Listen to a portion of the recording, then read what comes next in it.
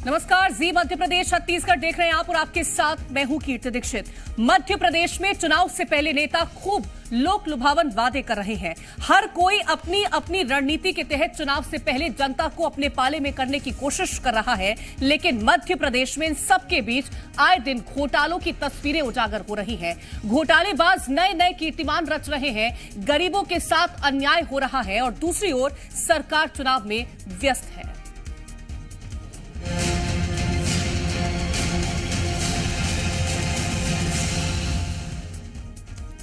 मध्य प्रदेश में घोटाले या घोटालों का गढ़ मध्य प्रदेश, बात एक ही लगती है।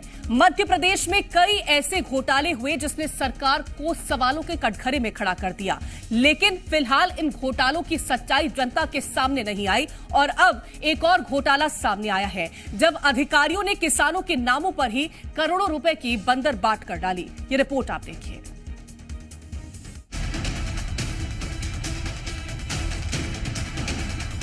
क्या मध्य प्रदेश घोटालों का गढ़ बन गया है?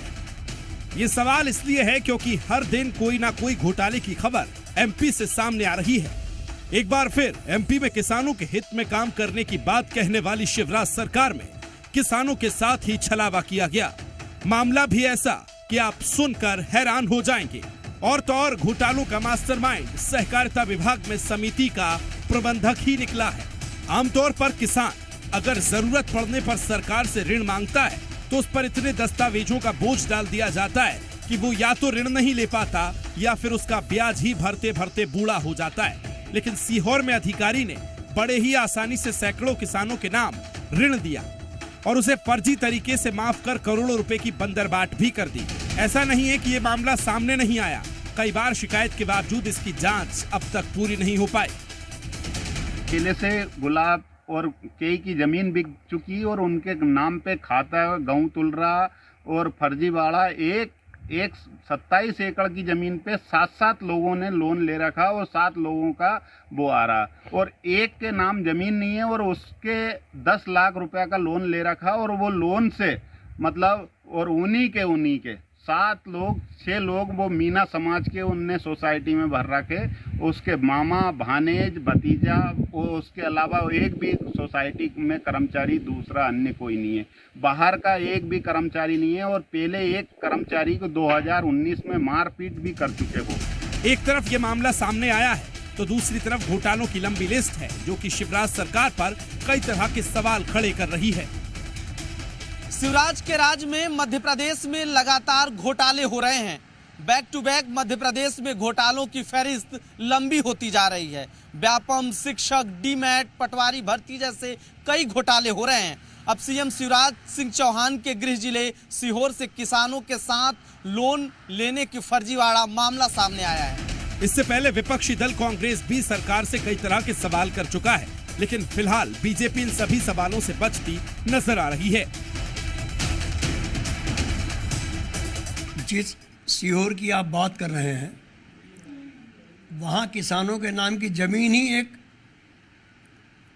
बड़ा कारोबारी ट्रांसफ़र करा के भाग गया।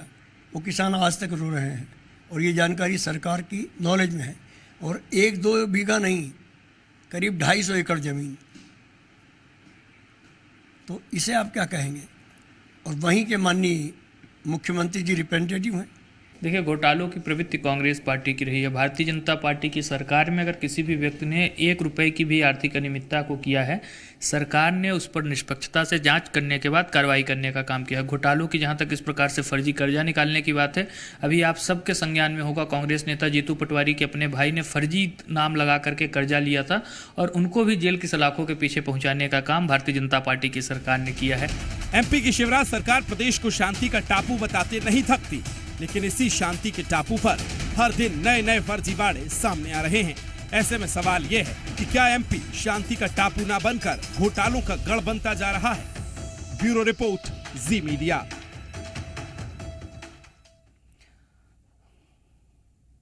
तो चलिए अब आपको विस्तार से बताते हैं कि मध्य प्रदेश के सीहोर में किस तरह किसानों के नाम पर फर्जीवाड़ा किया गया।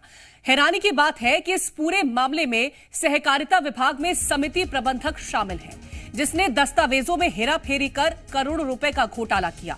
अधिकारी ने किसानों के नाम पर करोड़ों का कर्ज लेकर घोटाला किया। किसानों के नाम पर फर्जी तरीके से लोन लिया गया।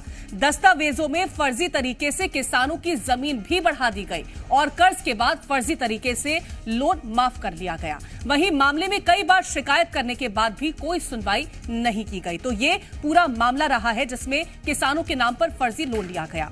अब आपको विपक्ष की ओर से उठाए गए सवाल भी बता देते हैं, जहां कांग्रेस ने पटवारी भर्ती घोटाले से जुड़े कई सवाल सरकार से पूछे, लेकिन फिलहाल सरकार की ओर से इन सवालों पर कोई स्पष्टीकरण नहीं दिया गया है। तो कांग्रेस का कहना है कि पटवारी भर्ती घोटाले की 31 अगस्त तक जांच पूरी होने की बात कही गई थी। अगर जांच हुई है तो रिपोर्ट कहां है?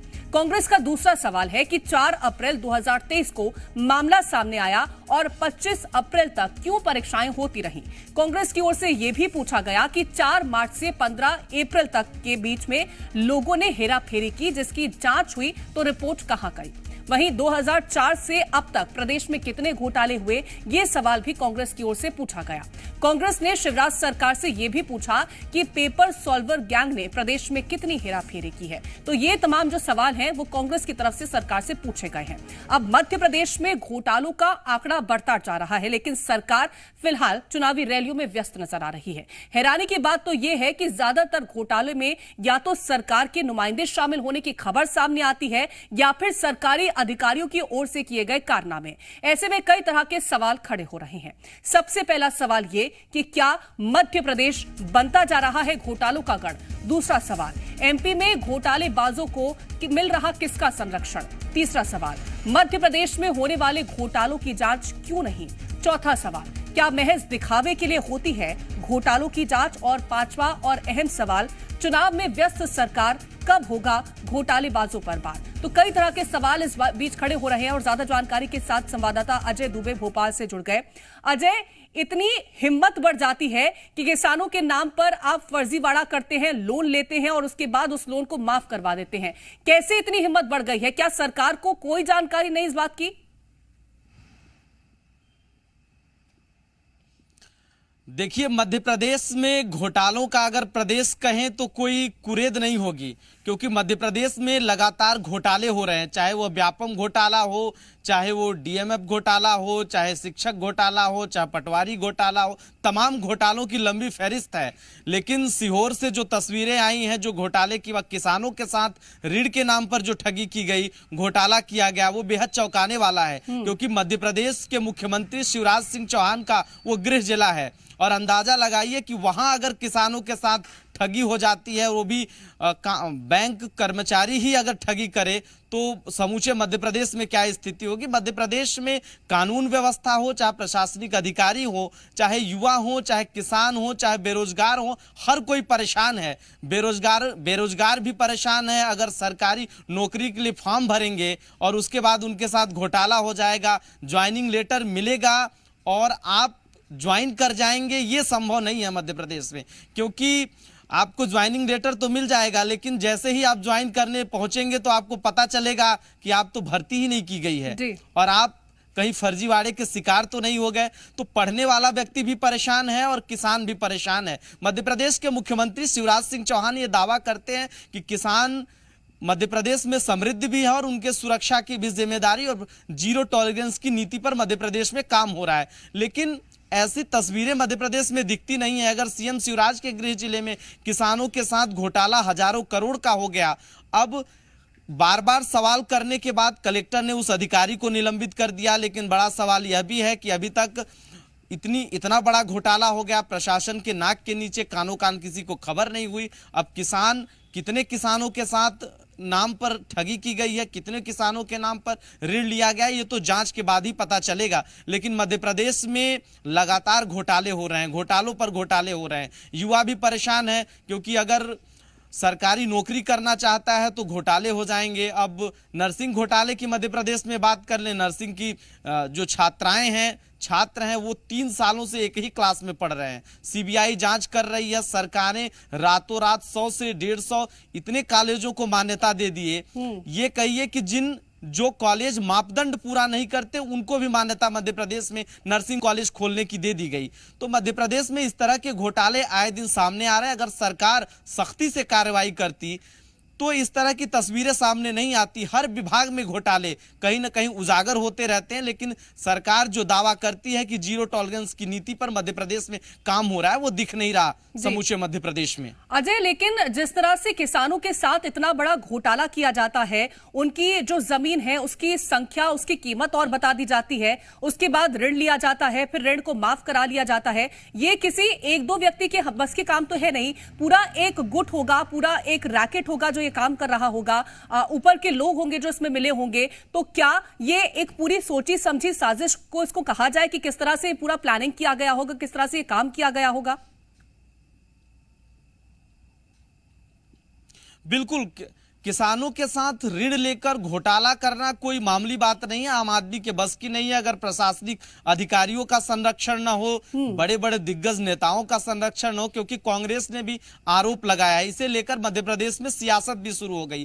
कांग्रेस का साफ तौर पर कहना है कि प्रदेश में शिवराज की सरकार है, अगर सरकारी मंत्रियों का, खासतौर से मंत्रियों का अगर संरक्षण नहीं होगा, सत्ता का संरक्षण नहीं होगा, तो इस तरह की कारनामे नहीं किए जा सकते। अब मध्य प्रदेश में लगातार किसान घोटाले के शिकार हो रहे हैं। अगर कोई भी किसान मध्य प्रदेश का अगर कर्ज में डूबा हो तो ये बहुत चौंकाने वाली बात नहीं होगी, क्योंकि उसके नाम से कोई और लोन ले लिया होगा मध्य प्रदेश में। मध्य प्रदेश को, हर किसान को बैंक में जाना भी चाहिए और पता करना चाहिए कि कहीं उसके नाम से भी तो मध्य प्रदेश में ऋण नहीं ले लिया गया, कहीं वो भी तो कर्जदार नहीं हो गया। सरकार तो कर्ज ले ही रही है और हर व्यक्ति, मध्य प्रदेश के हर व्यक्ति पर, मध्य प्रदेश में जन्म लेने वाले व्यक्ति पर 40,000 का लोन है। और ऐसे में किसान भी कर्जदार है, क्योंकि उसके नाम से कोई भी जाएगा लोन ले लेगा। सरकार सख्ती से अगर कार्रवाई करती तो तस्वीरें बिल्कुल अलग होती मध्य प्रदेश में। सरकार दावा करती है, शिवराज सिंह चौहान दावा करते हैं कि किसानों के हित में, किसानों के संरक्षण में तमाम काम किए जा रहे हैं। किसान अगर बैंक में लोन लेने जाता है तो समझिए कि उसे लोन मिलना बड़ी दूर की गोटी होगी, उसे लोन नहीं मिल सकता, क्योंकि सरकार जिन योजनाओं की गारंटी लेती है वहां भी लोन नहीं मिलता। उद्यम क्रांति योजना हो, चाहे तमाम युवाओं के लिए उद्यम लगाने का बात शिवराज सिंह चौहान कहते हैं कि उसकी गारंटी हम ले लेंगे, मामा उसकी गारंटी लेंगे, लेकिन मामा जिन योजनाओं की गारंटी लेते हैं वहां भी लोगों को लोन नहीं मिलता। लेकिन किसान के फर्जीवाड़े दस्तावेज करके, क्योंकि तमाम कर्मचारियों के, तमाम अधिकारियों के वेरिफिकेशन होते हैं, उसके बाद दस्तावेज, बैंक अकाउंट खुलता है, अगर आपको लोन मिलता है तो आपके ही खाते में पैसा डाला जाएगा। तो सोचिए, आप बैंक में खाता खोला गया होगा, तमाम आधार कार्ड से लेकर पैन कार्ड से लेकर तमाम फर्जी दस्तावेज लगाए गए होंगे। जमीन की बात होती है, जब किसान को लोन दिया जाता है तो उसके खसरा, नकल, खतौनी जैसे चीजें लगाई जाती है, तो ये तमाम फर्जीवाड़ा किया गया होगा, तमाम दस्तावेज बनाए गए होंगे और कई अधिकारियों के टेबल से होकर जब चीजें निकलती हैं तब जाकर कहीं लोन मिलता है। तो इसमें एक व्यक्ति का तो नहीं हो सकता, क्योंकि अगर जांच होगी तो कई लोगों के हाथ काले पीले नजर आएंगे मध्य प्रदेश में। यही कारण है कि मध्य प्रदेश में किसी भी अंजाम तक नहीं पहुंच पाता, फाइलों में दबा रहता है। ठंडे बस्ते में कुछ दिन तक चर्चा होगी, घोटाला हुआ, फिर वही किसान कर्ज तले दबा रहेगा और दफ्तरों का चक्कर लगाएगा। चर्चा होना कोई नई बात नहीं है, क्योंकि हर एक घोटाले के बाद चर्चा होती है, उस पर यह कहा जाता है कि कमेटी बनाई जाएगी, उसके बाद यह कहा जाता है कि कमेटी अपनी रिपोर्ट सौंपेगी, लेकिन वो रिपोर्ट कभी निकल के सामने नहीं आती और घोटालेबाज पकड़े नहीं जाते हैं, एक और घोटाला हो जाता है। तमाम जानकारी पहुंचाने के लिए बहुत शुक्रिया आपका अजय।